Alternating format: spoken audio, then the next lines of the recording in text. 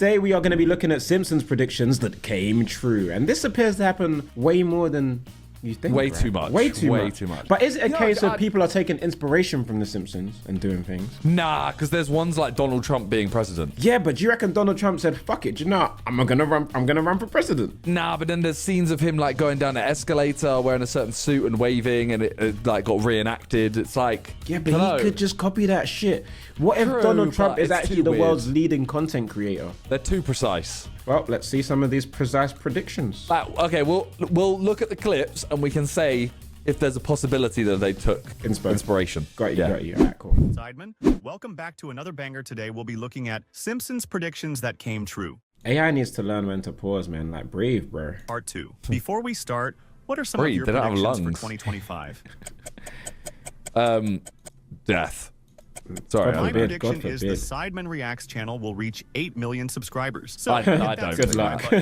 Nah, but subscribe though, honestly, subscribe. Yeah, genuinely subscribe. Simpsons Season 25, Episode 15, titled The War of Art, the show humorously predicted Richard Branson's venture into space, which became a reality years later. In the episode, a subplot features a character named Virgil, a billionaire who embarks on a space journey aboard a commercial spaceship. This is a direct reference to Richard Branson's real-life company, Virgin Galactic, which aims to offer commercial space flights. I swear he did Virgin Galactic time ago. 2014, yeah. years before Branson's actual space flight in 2021. Oh, the show's prediction mirrors the growing trend of private companies entering the space race, with Branson's flight being a landmark moment in the privatization of space. So Matt Groening is I don't know what his exact role is. Is he like writer, editor, producer? I don't know what it is. I think he's original writer, but probably producer now, yeah. Whoever's writing this kind of stuff, like, are they just in the inner circle of like super celebs? Because maybe that's it. Maybe it is just a case of like, you know, the person has met Richard Branson a few times and he's